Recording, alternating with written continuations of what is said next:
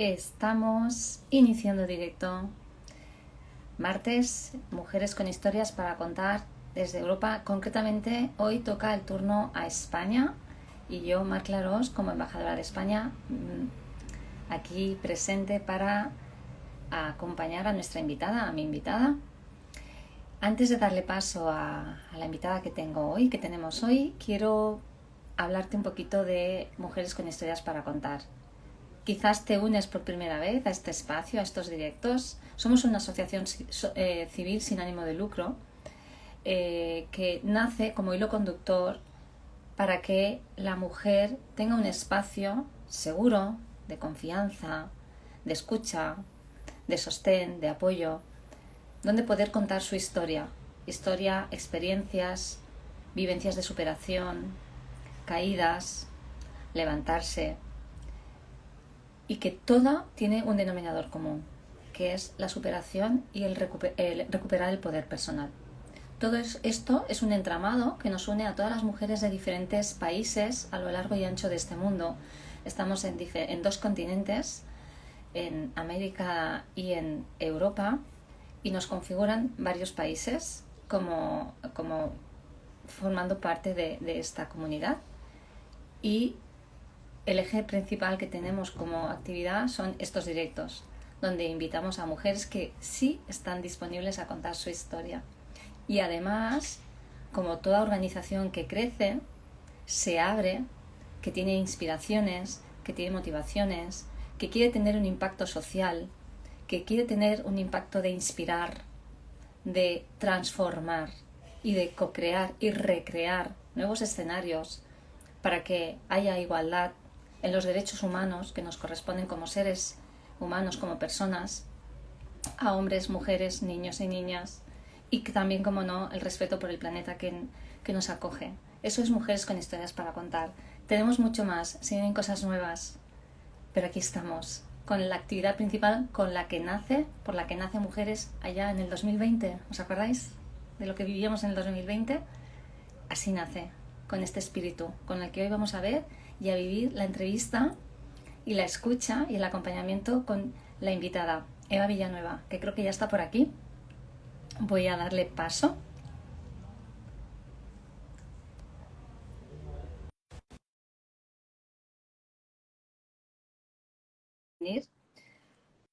Te confieso, a ti que estás viendo el directo, luego puedas ver el diferido, que estoy un poco nerviosa, con gusanillo. ¿Por qué? Hola Eva, buenas noches. Buenas noches, ¿qué tal?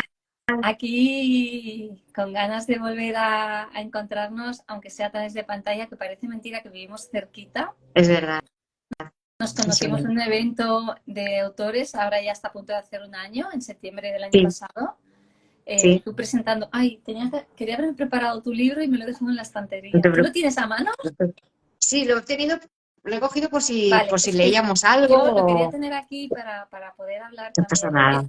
él, porque el libro es del tema que tú vienes a hablar, pero desde tu propia experiencia personal, Sí, sí, de lo sí, que a ti impacta, ¿no? Pero antes de entrar, tenemos aquí ya muchas personas saludando, luego voy a ir saludando. Tenemos a la fundadora de la asociación, a Karina Provini, desde Masidea Consultora, saludándote, a encantada. Epi, mi cotorra, saludando. Buenas Sí, noches, buenas tardes a sí, todos, a todas. Odalis, muchas a gracias por estar. Susana, Alexis, Inmaculada. Bueno, hay mucha gente aquí ya contactando. Adri, nuestra embajadora de Colombia, pero que vive en México. Un besito, cariño.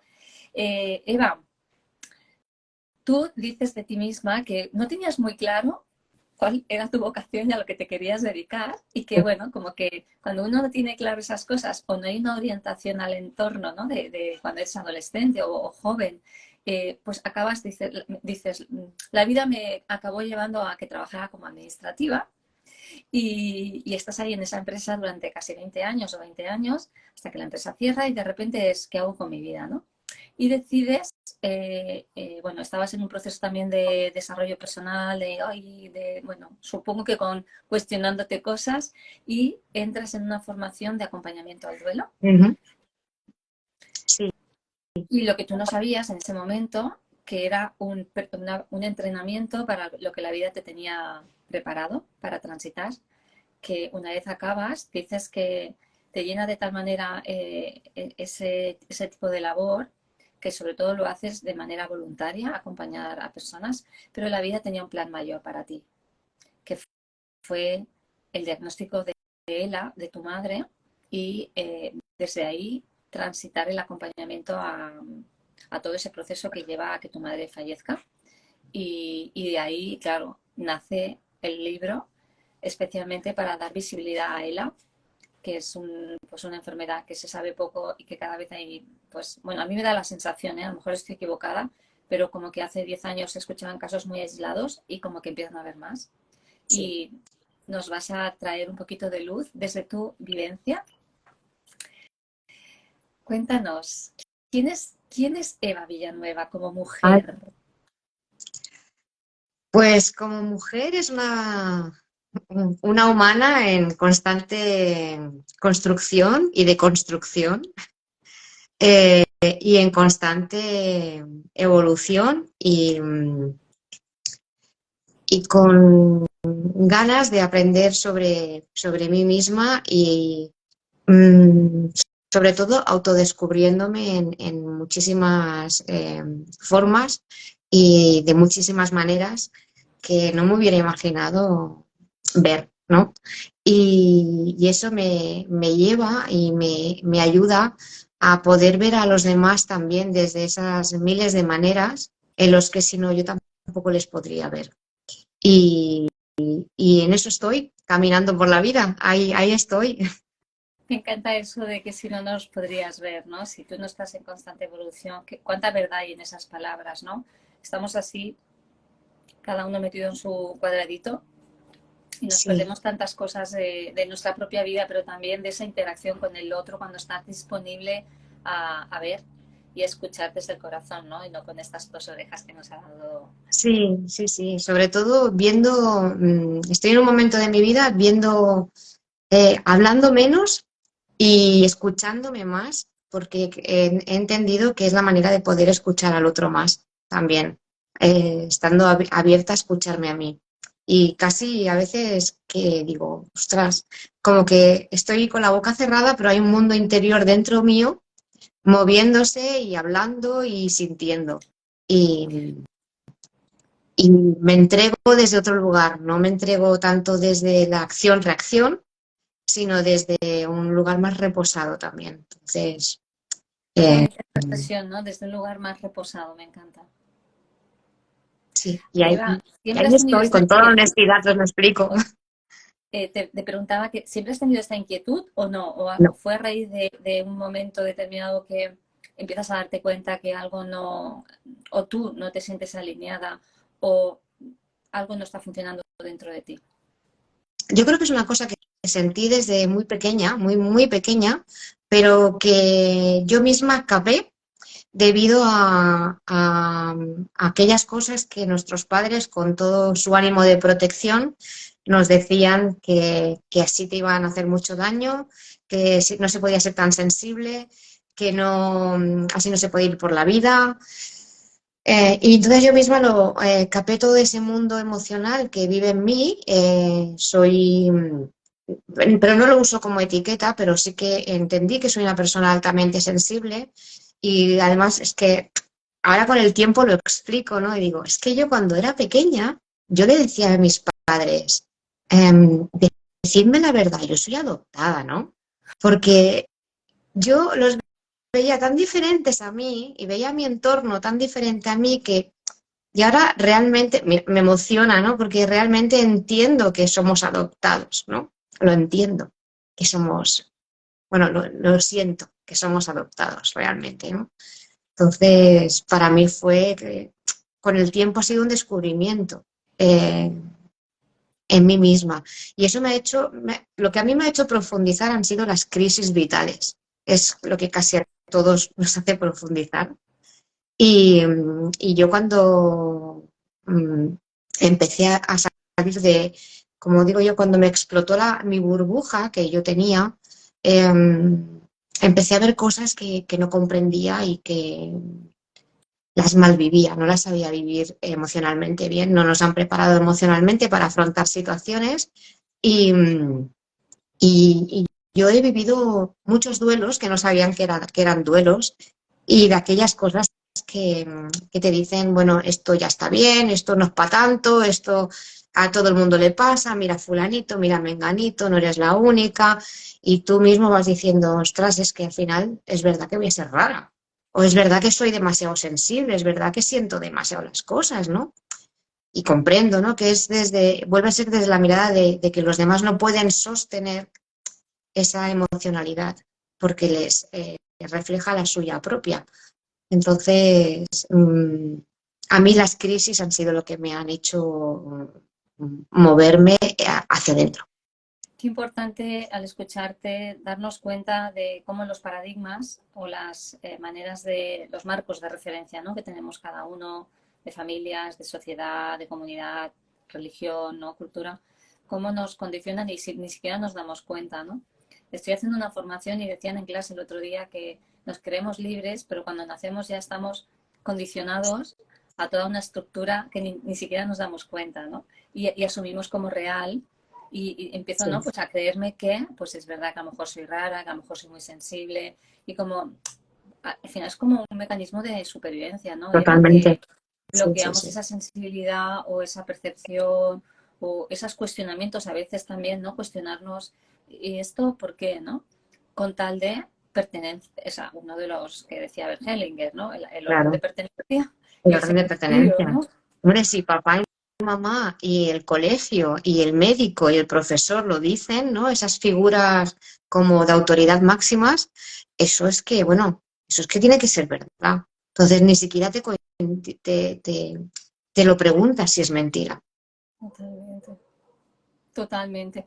Y entonces, a partir de esas crisis, ¿qué edad tenías cuando la empresa cierra y tú ya estabas, supongo que en esos cuestionamientos de eso no tiene que ser del todo lo que hay, ¿no? ¿Qué edad tenías?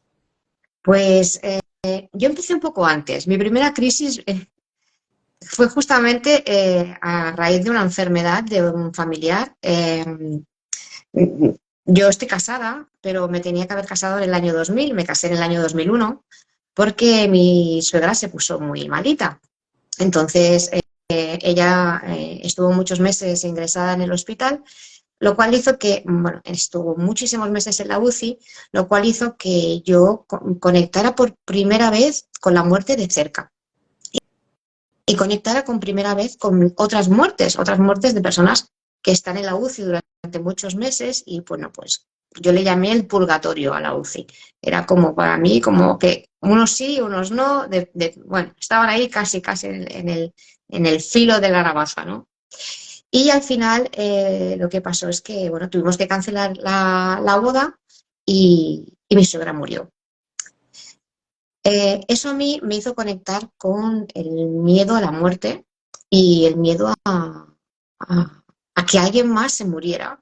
Entonces empecé a tener mucha ansiedad y ese fue mi primer contacto con una crisis para mí, yo tenía ahí 26 años y bueno, pues esa crisis la traté con psicólogo convencional, con medicación. Algo que sí que tengo es que en todas mis crisis, aunque haya necesitado medicarme, siempre he pedido ayuda porque he entendido que la pastilla es la tirita que necesito en ese momento, pero que necesito profundizar más, o por lo menos yo lo necesito. Entonces ahí pues hice psicología convencional, ¿no? Durante un año hasta que llegamos a un punto bastante muerto. Y bueno, todo parecía que funcionaba bien, porque en mi caso, si, si mi puzzle estaba bien encajadito, yo estaba bien.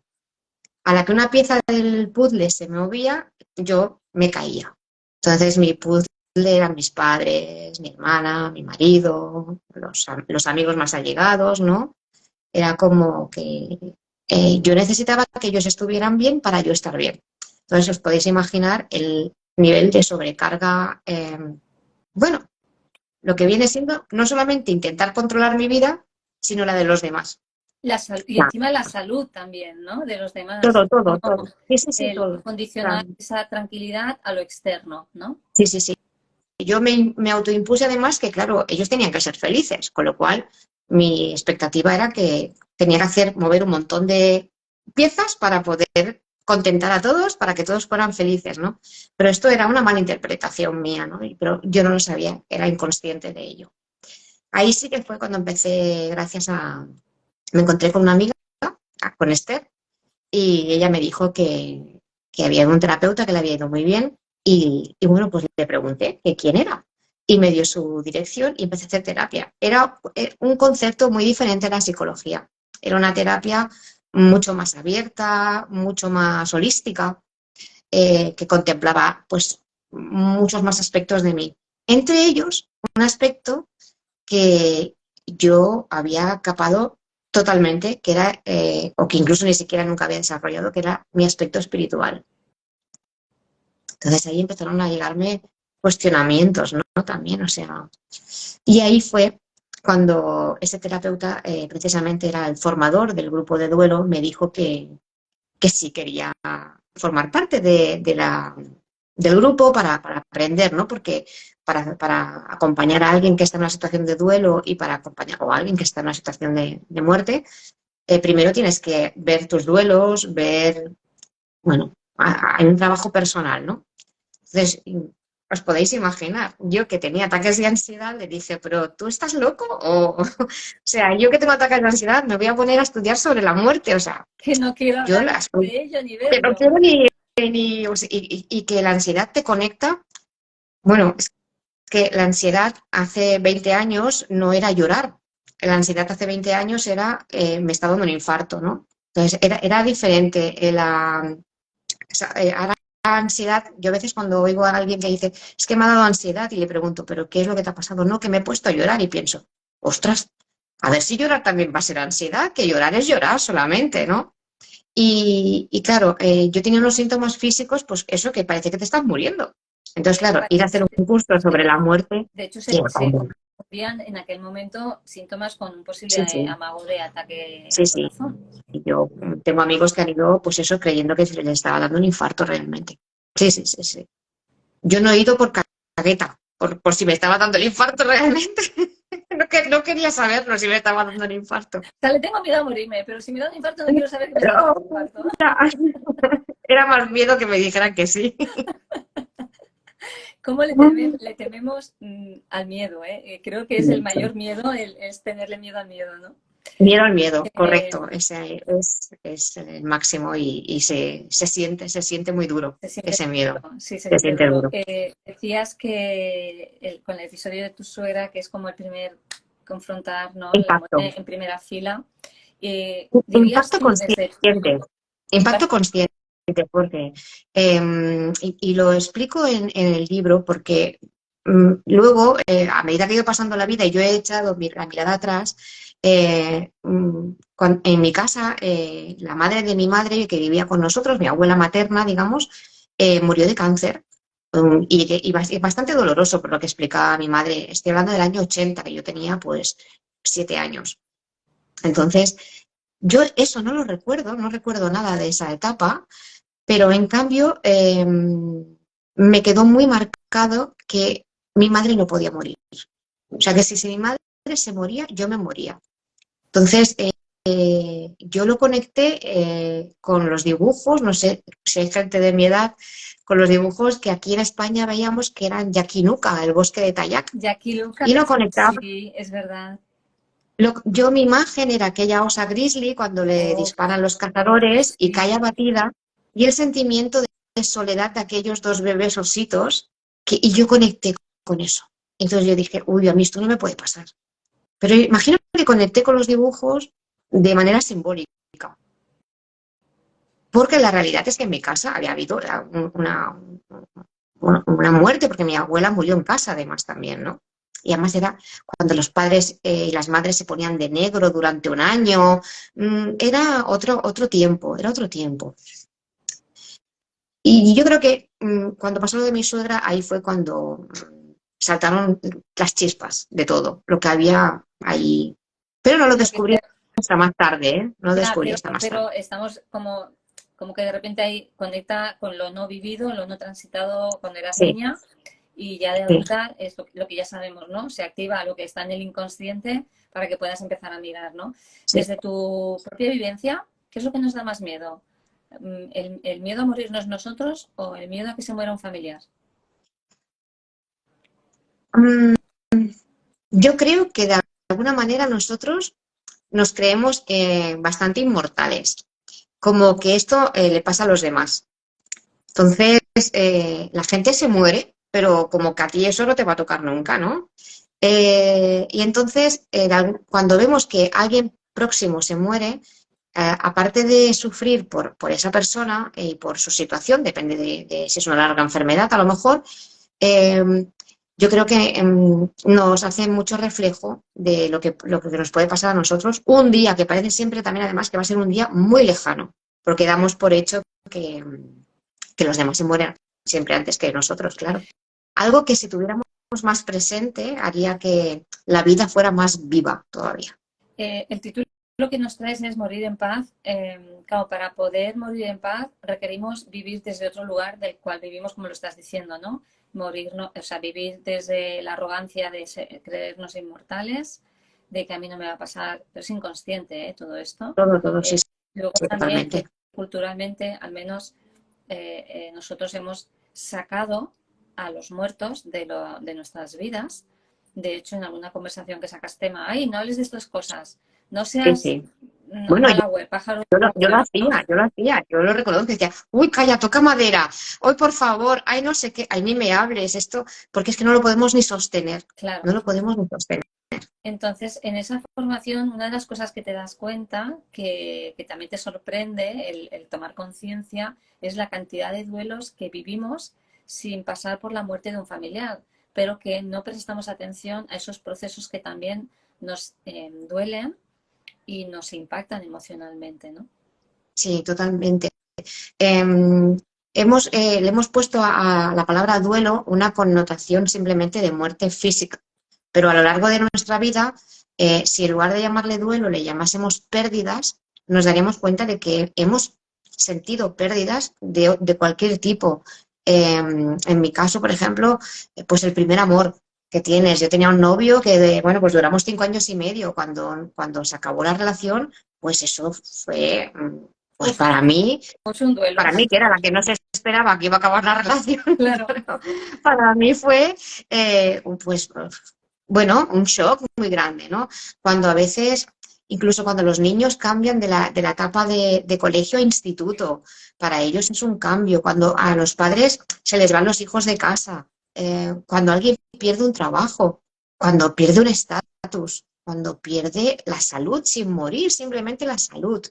Entonces, tenemos muchas pérdidas durante la vida que no aprovechamos, no le sacamos todo el jugo que tienen, porque estamos y digo estamos porque, por ejemplo, yo en el duelo de mi madre, eh, yo no, la primera etapa del duelo, que es la negación, yo nunca negué la enfermedad de mi madre, yo la veía claramente, la enfermedad, era consciente de la gravedad, era consciente de hacia dónde iba la enfermedad y ella, pero lo que me negué fue sentir, ahora no toca, ahora esto no toca, ahora tú no puedes venirte abajo, porque Claro, claro, ahí vamos a entrar ya de lleno, ¿no? Porque, claro, pasan como muchas cosas, ¿no?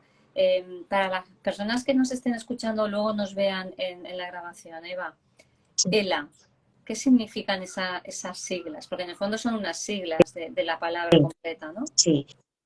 ELA es la abreviación de esclerosis lateral amiotrófica.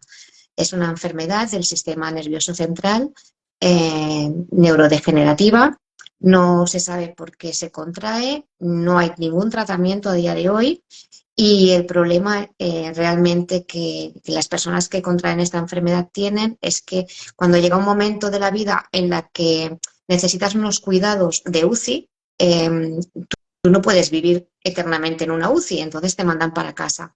Y las personas a las que mandan a casa necesitan 24 horas de soporte. Y hay personas que en su libertad deciden, yo hasta aquí he llegado, quiero la eutanasia, pero hay personas que quieren seguir viviendo y no pueden porque no tienen dinero. Entonces, deben de morir porque no pueden pagar sus cuidados. Pues esto es muy duro, porque se ha luchado mucho por una ley de la eutanasia, al menos aquí en España, para tener derecho a morir dignamente, pero se nos ha olvidado que también tenemos derecho a vivir dignamente. Absolutamente. Es que Entonces, es como que nos acabamos polarizando, ¿no? Queremos hacer visible algo que no está presente en nuestra sociedad y hay lucha y ahí se menciona y se hace eco y al final nos polarizamos en el otro opuesto, ¿no? Pero claro, no todo es tan blanco o tan negro. Hay eso como, es. Yo creo que cada cada caso historia es es un mundo, ¿no? eso, porque nosotros cada uno somos un mundo. No somos cada uno uno. Entonces, mi madre decidió hasta dónde llegaba y para mí era bien y era incluso lo que yo habría hecho por mí. Pero luego, más tarde, he conocido a personas que, para que os hagáis una idea, esta enfermedad no te hace perder la conciencia de ti mismo en ningún momento, eres totalmente consciente de todo lo que te está sucediendo, pero como afecta a todos los sistemas musculares del cuerpo, afecta a que dejas de caminar, dejas de andar, dejas de respirar, porque el diafragma es un músculo súper importante, ¿no? Que no tenemos casi muy reconocido, pero mueve todo nuestro sistema respiratorio. Dejas de masticar, no puedes tragar, no puedes hablar.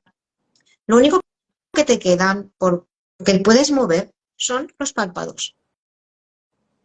Ya está. Pero no pierdes Y el todo sentido eso, del oído, todo. no pierdes la conciencia y la parte Solo racional. afecta a los músculos, solo los músculos. Claro, el cerebro no es un músculo.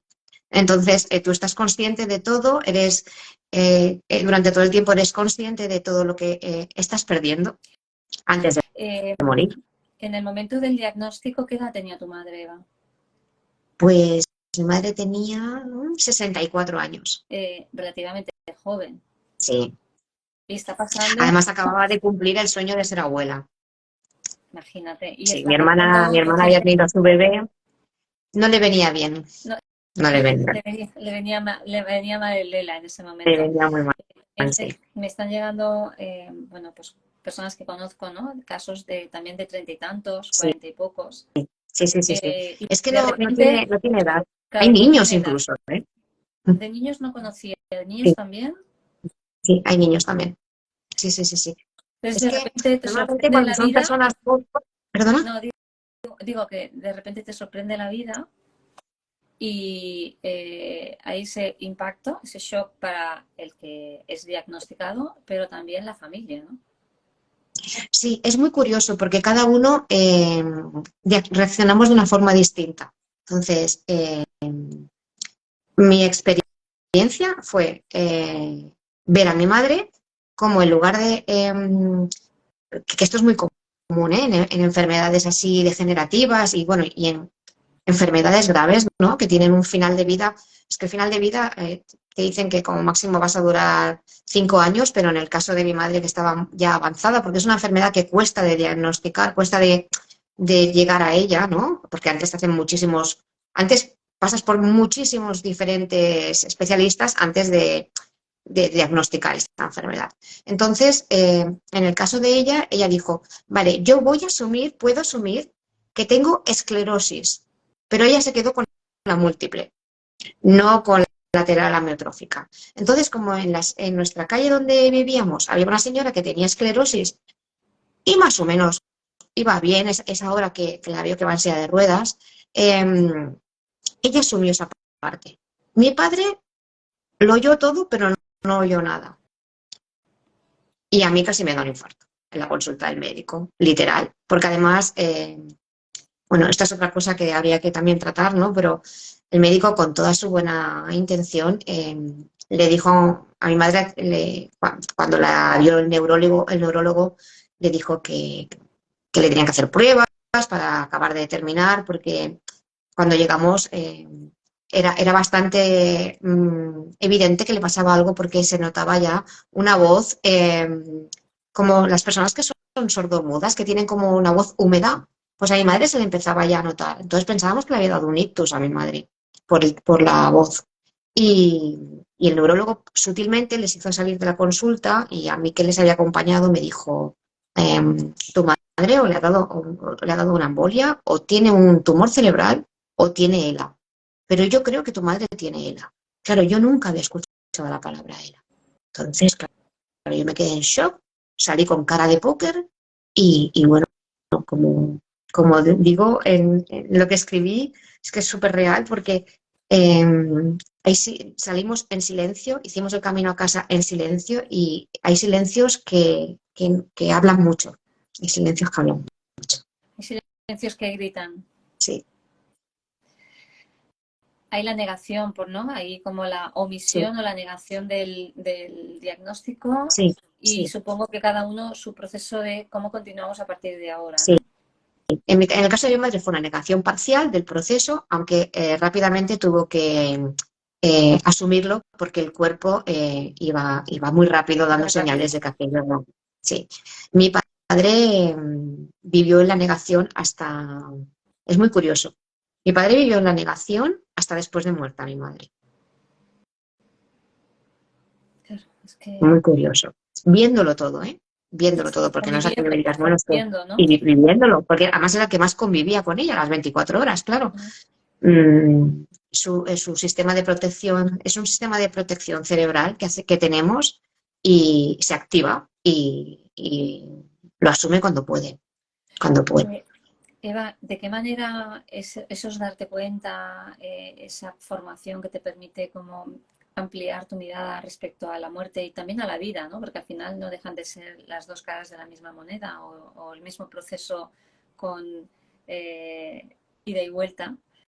Eh, te encuentras ahí herramientas o soporte o de qué manera tú logras, porque como dices, ¿no? Es como, vale, llega esto pero no me puedo dar el permiso de sentir. ¿Por qué? Porque es como un orden como de escala de prioridades, ¿no? Si hay que sostener y hay que acompañar, hay que sostener y hay que acompañar.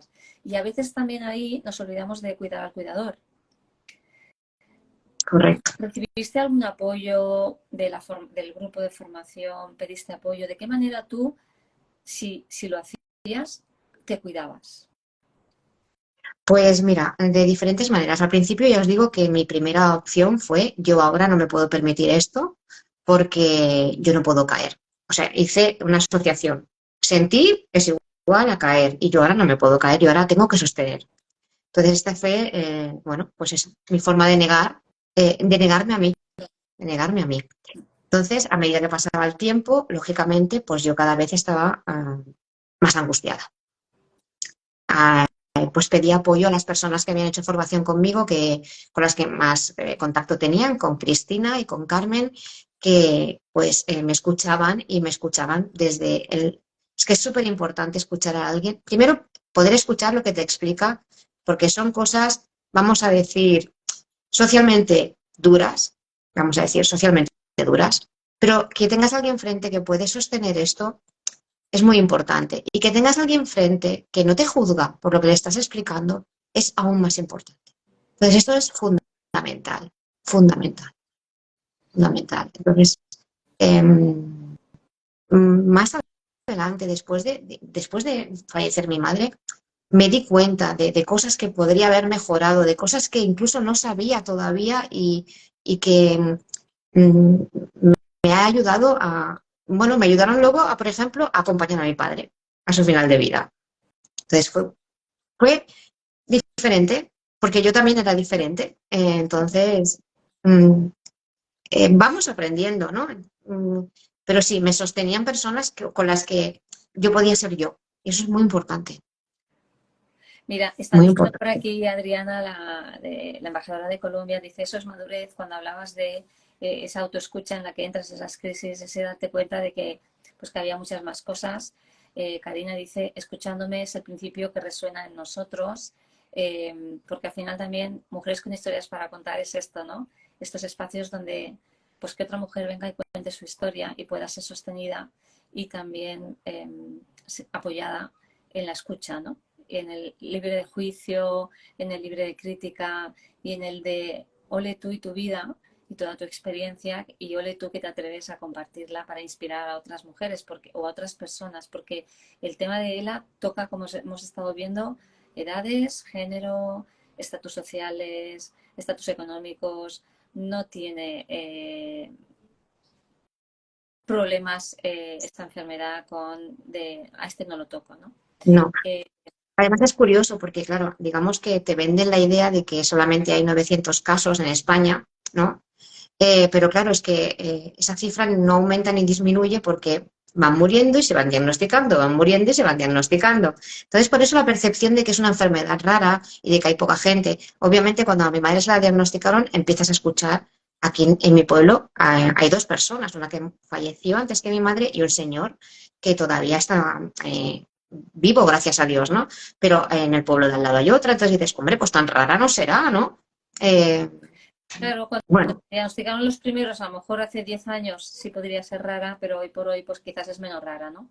Bueno, imagínate, es la enfermedad que tenía Stephen Hawking. Entonces, Exacto. Mira, Eugenia, nuestra embajadora de México, te saluda, dice buenas hola. noches.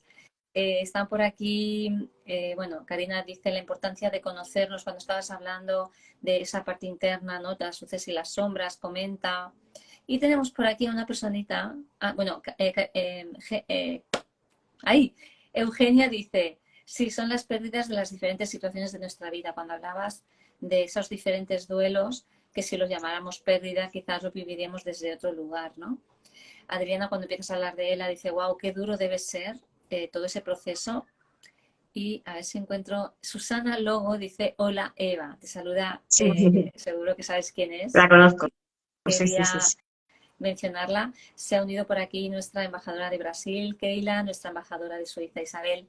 Un beso, Pues chicas.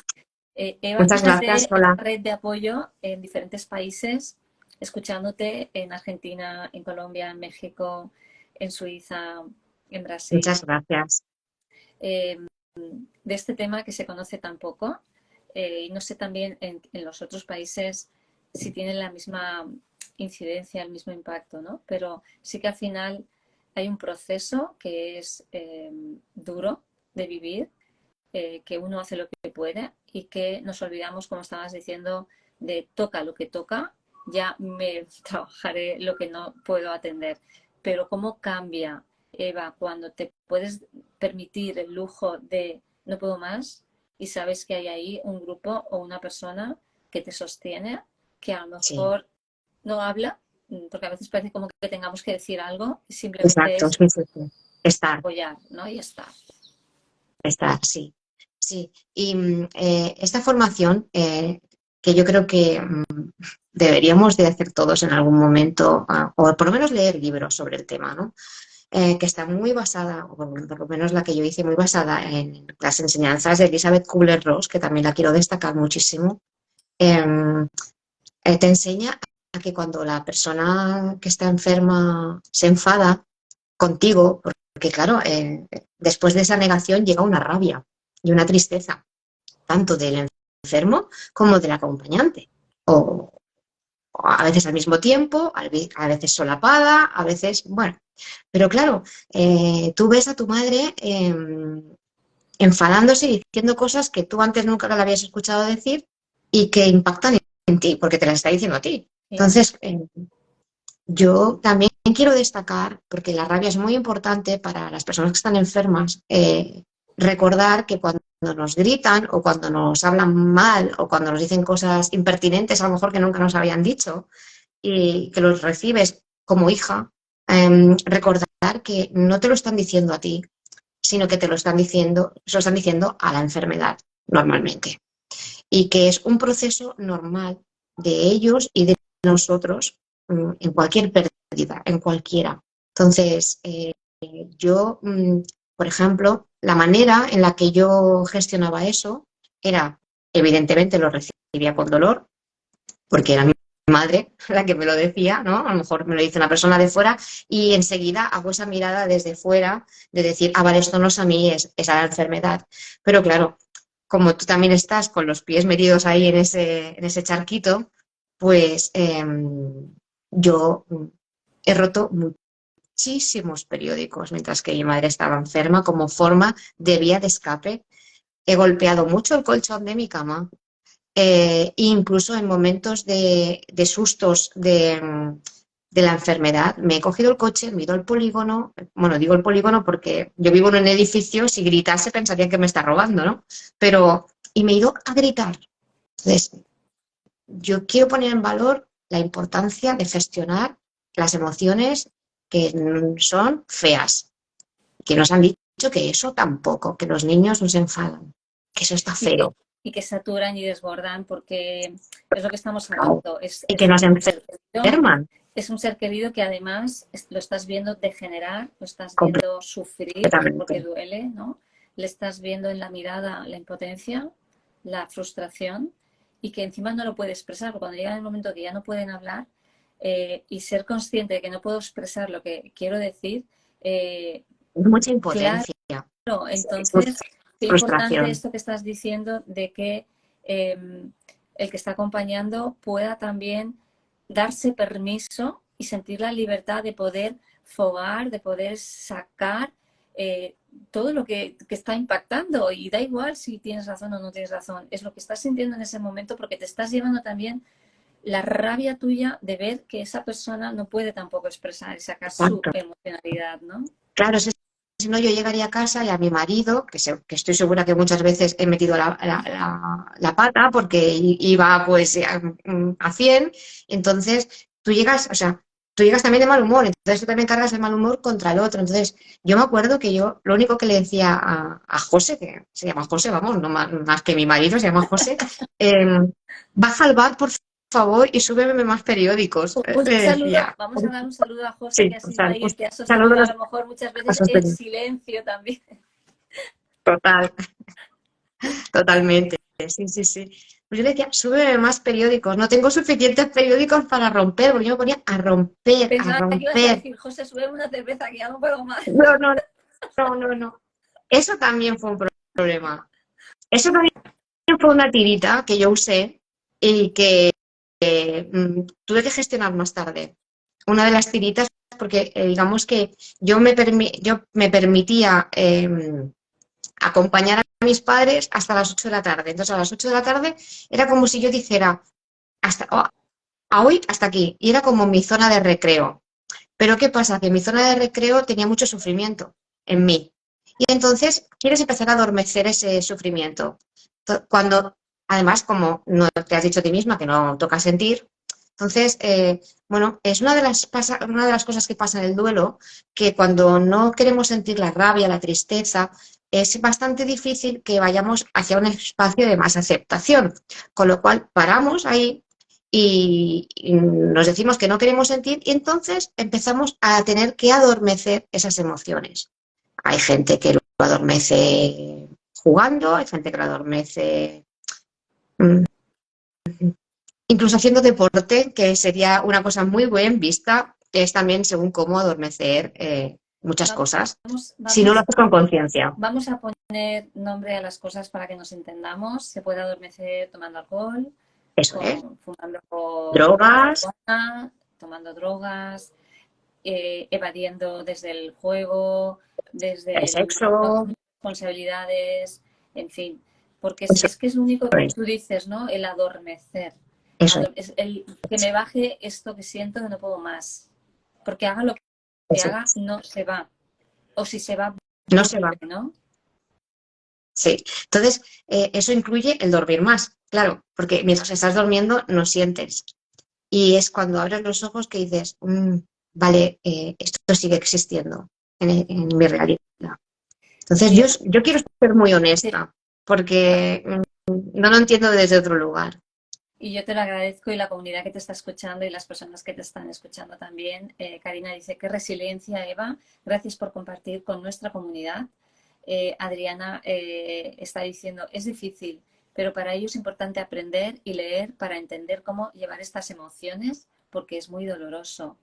Se ríe Adriana cuando decías lo de sube más periódicos. Eh, Sí, Isabel sí. de Suiza nos saluda, te saluda. Eh, Eva, morir en paz. De qué te das cuenta con todo este proceso cuando llega a la fase final? El morir en paz? ¿Qué significa? Bueno, para mí significó que todo lo que había estudiado cuadraba y que era perfecto. Entonces, todo lo que lo explico un poquito en las fases del duelo de Elizabeth Kubler-Ross, empiezan, es como una rueda de un quesito de los que jugamos con, no recuerdo el Trivial Pursuit. Sí. Entonces es como el quesito de la negación, el quesito de la rabia, la tristeza, sería la parte más emocional del duelo. Luego hay una parte más racional donde está la aceptación, el perdón y las la nueva vivencia, digamos, ¿no? Tanto del que muere también, ¿eh? Entonces, mi madre iba haciendo un duelo, claro, para mí de manual. Tuvo la negación, conectó con la rabia, con muchísima rabia, pues en su caso, pues porque ella acababa de ser abuela, porque ella no quería, porque no quería ser una carga, porque era una persona muy luchadora y veía que le tenían que hacer todo, muchísimas cosas, ¿no? Y eso fue atravesando hacia una tristeza que era más que evidente. Pero ya cuando los padres, que también hacen una labor, bueno, los padres son en España, es un grupo de personas que son de sanidad pública, que se dedican a acompañar a las personas en final de vida y que hay un médico, una enfermera, una trabajadora social y una psicóloga normalmente. Pues cuando ya se activaron los padres, en el caso de mi madre, pues ya sabíamos que era cuestión de poco tiempo, ¿no? Además, mi madre que intentó luchar hasta el final, no quiero usar la palabra luchar, es una palabra odiosa porque nadie pierde por morirse, pero mi madre intentó todos los recursos, usar todos los recursos a su disposición, eso sí, para mantenerse con el máximo tiempo posible en vida. Pero llegó un momento en que su propio cuerpo ya no era imposible seguir viva, ¿no? A no ser que se hiciera una trasqueotomía.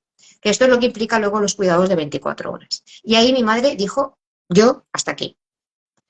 Una vez aceptó cuál era su destino más próximo, y todo cambió. Cambió ella y cambiamos nosotros. Porque todo se convirtió en serenidad. Entonces, una persona que en vida ha atravesado y caminado sus duelos, sabe que va a llegar a ese lugar. Sabe que va a caminar la rabia, que va a caminar la tristeza, pero sabe que va a llegar hacia la aceptación. ¿Y qué pasó cuando mi madre llegó a la aceptación? Que ella tomó el poder, que ese es el poder del que habláis vosotras, tomó su poder personal y decidió cómo quería morir, cuándo quería morir, dónde quería morir y qué quería hasta vestirse para morir. Entonces mi madre decidió morir en casa, decidió despedirse, llamar a varias personas para despedirse de ellas personalmente, se despidió de su nieta y empezaron ya el tratamiento de sedación. Y que tú sepas que tú estás haciendo lo que esa persona quiere, lo que te ha pedido, porque ella ha tomado la responsabilidad de tu vida, de su vida, te deja a ti con una paz y un amor por acompañarla y estar con ella hasta el último suspiro, que es el mejor regalo que mi madre me ha podido hacer. Y eso para mí fue el decir, yo tengo que explicar que se puede morir con paz, porque tomas tu poder personal. Y eso es lo que el de al lado recibe. Entonces, para nosotros fue un honor acompañar a mi madre como ella quiso en casa. Incluso mi hermana, ella es enfermera, cuando ya mi madre había dejado de respirar, nosotras mismas, como algo que se hacía antiguamente, pero nosotras mismas la lavamos, la vestimos. Cuando llegaron los de la funeraria no daban crédito.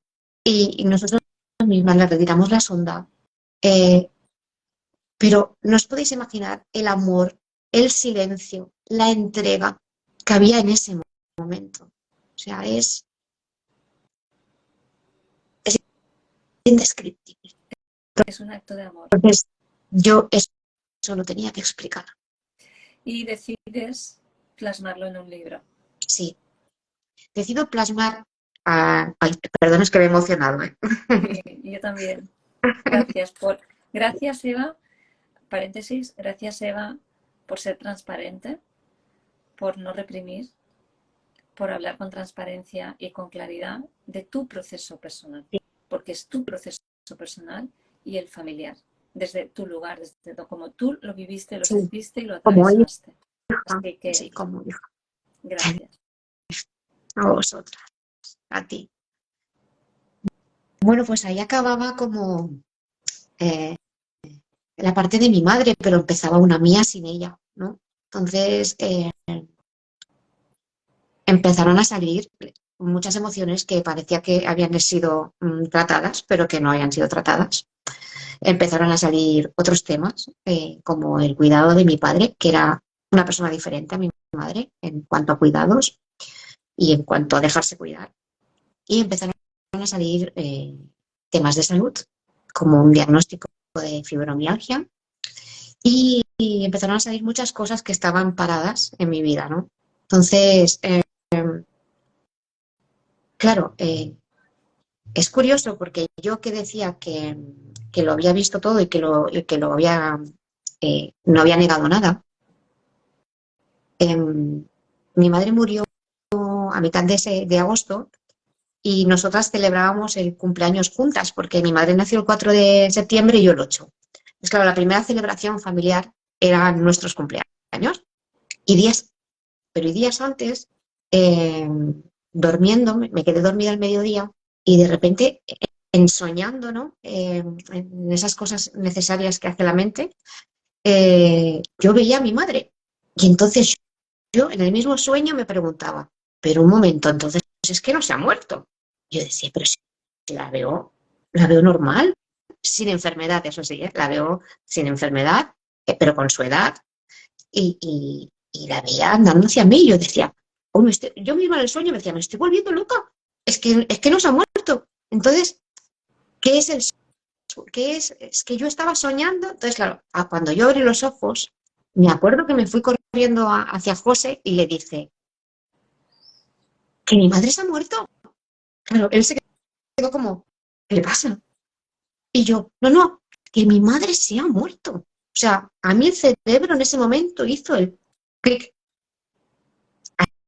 Hasta entonces que parecía que totalmente, sí, claro, la habíamos enterrado, habíamos hecho todo el proceso, todo. Sí, pero es Y que hay un ahí, momento que es la realidad te cae. sí, y ahí fue y ahí empezó otro proceso, que era ya el mío, que me enseñó a preguntarme, a hacerme muchas preguntas que nunca me había hecho. Y, a descubrir muchas cosas que no sabía de mí y que todavía a día de hoy sigo descubriendo y que seguiré descubriendo hasta que esté, claro. Mira, Y, perdona, pero es que hay comentarios muy bonitos. Mindful Mollet te dice gracias por compartir tu ay, experiencia y por la breves, emoción gracias. que recibimos al escucharte. Esther Barea dice, eres una gran mujer. Bueno, Y tengo por aquí a mi compi Isabel, que está pidiendo unirse. No sé si es que yo le he dicho que a ver si se puede unir y a ver qué te quiere preguntar, porque Isabel también es un amor, está aquí, supongo que atenta. Vamos a ver si se puede unir. Entonces, es tu proceso y con tu proceso eh, se empieza a forjar la idea del libro, ¿no? ¿Lo puedes mostrar sí, para que la gente lo pueda ver? sí, os quiero decir que se ve. Sí, hablé con ella y ella habló conmigo. Sí, es que mi madre era gallega y entonces en gallego ella es Ela. Y entonces me pareció, bueno, no sé, es que llegó así a mi mente, llegó así. Y entonces dije, bueno, pues hablé con mi madre, pero Ela, su enfermedad, Ela, la vida, también habló conmigo. Es un juego de Y esta es la palabras segunda parte del maravilloso, libro. ¿no? Y también una manera de honrar de dónde viene mamá y de esas Sí. tierras gallegas, ¿no? En ese título. ¿De dónde viene esa osa grizzly? Sí, sí. Exacto. ¿Dónde pueden encontrar tu libro, Eva? En Amazon. porque os comento, es un libro que autoedité a través de Amazon, porque el 50% de los beneficios se destinan a la Fundación Catalana de la ELA. Si teníais alguna duda sobre la energía y la esencia de Eva, pues imaginaros, ¿no? El 50% de las ventas de este libro a dar soporte a la fundación. Mira, nuestra compi Keila dice, come en portugués. Ella. Ah, sí, claro, claro, como en gallego era. Sí, sí, correcto. Sí, sí, Es sí, que sí, como en con portugués. Sí. Keila hace las Obrigada. entrevistas, claro, hace las entrevistas en portugués y estamos Claro, aprendiendo, ¿no? Es muy bonito. Gracias, Keila, por poner ese toque. muchas gracias. Eva, llevamos una hora, No me parece. ya. Me surgen como más preguntas, pero creo que como que se derivan para otro lado, que aquí tienes el espacio para volver, si así lo Ay, cuando sientes, queráis, y yo poder encantada. quizás abordar qué es cómo vives ese proceso, lo que una vez fallece mamá, qué pasa en ti, cómo te atraviesa y de qué manera purgas a través de la escritura y de Totalmente. dar, ¿no? Creo que podría ser Buah, sería genial. un Sería reply. genial porque eso también es una historia muy chula. Vale, Es una pues historia muy aquí bonita. queda, yo me comprometo a agendar contigo de Ah, cara me encantaría. a septiembre, porque vamos a hacer un descansito aquí en España Muy bien. y hacemos, agendamos. Te dice Miri, Eva, siempre ha sido puro amor y un alma pura y transparente. Es verdad, la conozco desde chiquitita. Qué Y bonita. Diego Pato Cirili dice gracias. Gracias a ti por estar, Diego. Gracias a Eva, todos. es tu espacio, un cierre para ti, o sea, que nos quieras dejar para personas que, oye, estén atravesando todo esto ahora Bueno, o hayan acabado de además, atravesar, yo ya no sé. dos cosas diferentes. Una, las personas que lo están atravesando, eh, caminad el camino. No dejéis de caminarlo y pedid ayuda cuando lo necesitéis. Si no os sentís escuchados, pedid ayuda a quien os pueda escuchar, porque a veces hay amigos que no pueden sostener esto, o familia que no puede sostener esto. Pedid ayuda. No lo dudéis nunca. Yo le he pedido siempre. Eh, de verdad que hay un premio en este camino, que es la parte como que hablaremos en la próxima vez. Pero hay un premio muy bonito y es tu propia luz, el reencuentro con tu propia luz. Porque mientras tanto, a lo mejor, yo digo en el libro, yo te he llevado el candil durante el camino y ahora te lo devuelvo. Entonces es como, por favor, date la oportunidad. Ya sé que es emociones muy pesadas, muy duras, pero date la oportunidad, date la oportunidad. Y una cosa que a mí me voló la cabeza y con la que acabé el libro y que hoy quería poner encima de la mesa, y es una frase que dice, realmente no sé de quién es, lo siento, pero dice, la vida y la muerte existe solo en nuestra mente y en ningún otro lugar. Y Totalmente, con esa reflexión me quedo. totalmente de acuerdo, porque también lo he vivido acompañando a morir a mis papás y totalmente de acuerdo, no puedo estar más de acuerdo contigo. Estoy en muchas cosas de acuerdo, pero en esta más. Te dice Keila, gracias a vosotras por hablar con tanto amor este proceso que es la vida como es. Obrigada, te dice.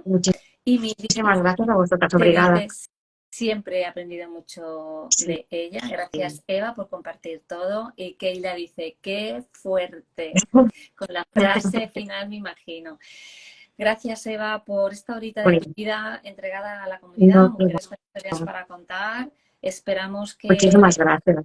pues, pues no sé, pueda ser un poquito de aire para esas personas que puedan estar o Vale. recién diagnosticadas o acompañando o recién cerrando un ciclo de ELA. ¿Y qué más? Tenemos este miércoles encuentro LATAM. Recordad, los martes Mujeres con Historias para Contar Europa. Hoy le ha tocado a España. Y mañana tenemos encuentros, si no recuerdo mal, con nuestra compi Adriana de Mujeres Colombia. No recuerdo el nombre de la invitada, lo siento. Pero tenemos esto y seguimos en Mujeres con Historias para Contar. En la adolescencia nos quedan todavía algún programa de esta sección nueva, Eva, destinada a los padres, madres, Mm. educadores. Oye, no sé qué me pasa hoy, que se me traba la lengua muchísimo. Hace mucho Educadores. calor aquí, en Es España. que estamos a Las casi neuronas 40 no se grados. Es que encuentran. estamos a casi 40 grados. Eh, a los educadores también que tienen o comparten vida con adolescentes, con temas que preocupan a los adultos para poder generar nuevas maneras de relacionarnos con ellos. Así que se Importante. vienen muchas cosas, estar atentas a las redes, compartirnos, invitar a personas y a ti que has escuchado a Eva y dices, qué interesante, me encantaría contar mi historia. Contáctanos, contáctame, contacta a Eva que te contacte conmigo, no lo sé, pero Por ven y supuesto. cuenta tu historia, todas las historias cuentan y la tuya también. Buenas noches. Buenas noches. ¡Mua! Gracias, Eva. Buenas tardes en Latinoamérica. Chao. Chao.